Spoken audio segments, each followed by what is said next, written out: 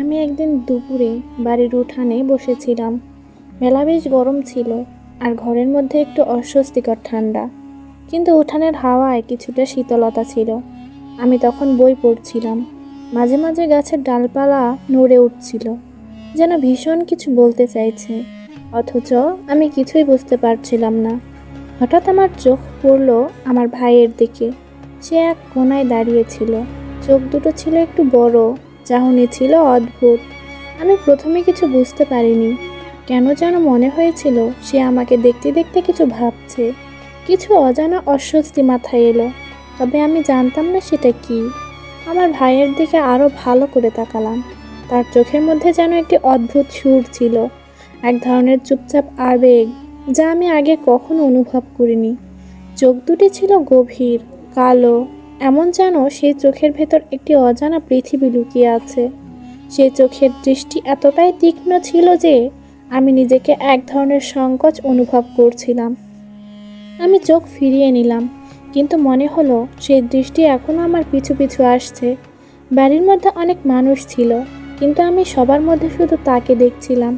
এই অদ্ভুত দৃষ্টি কেন এসেছিল? কেন সে আমাকে এমন করে দেখছিল? তার চোখের ভেতর কেমন যেন একটা সুমছাম নীরবতা ছিল। কিছু বলছিল না, কিন্তু সেই চোখের মধ্যে এত কিছু ছিল।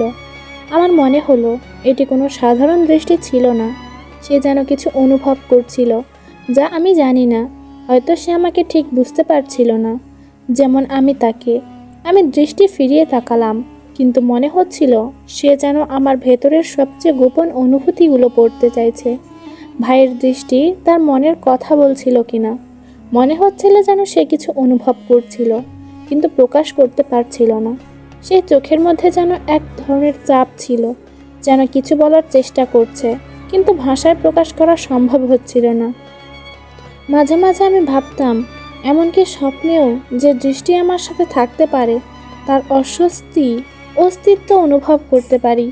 আমি চুপচাপ ছিলাম, যেন কিছুই দেখিনি, কিছুই জানি না।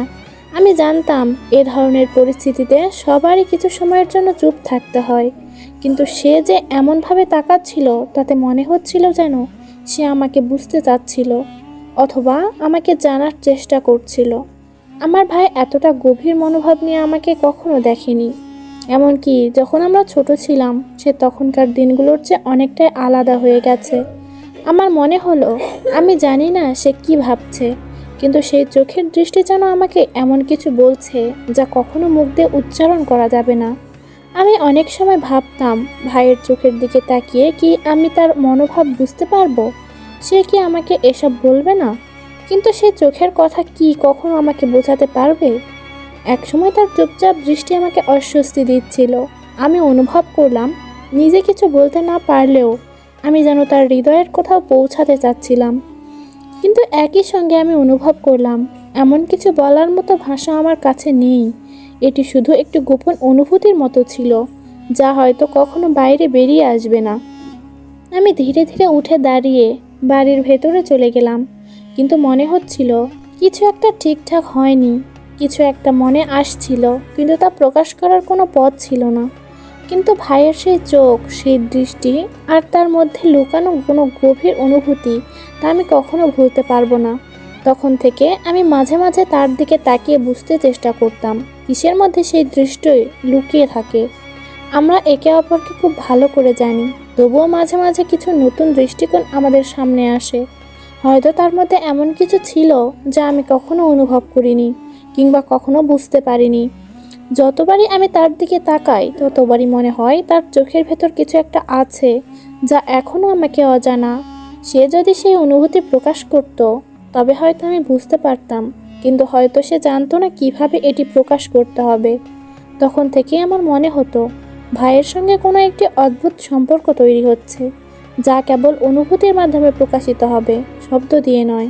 মনে হয় আমাদের মধ্যে একটি অদ্ভুত সম্পর্ক তৈরি হচ্ছিল, যেটি কখনো বলা যাবে না, কিন্তু প্রতিটি দৃষ্টিতে অনুভব করা যাবে।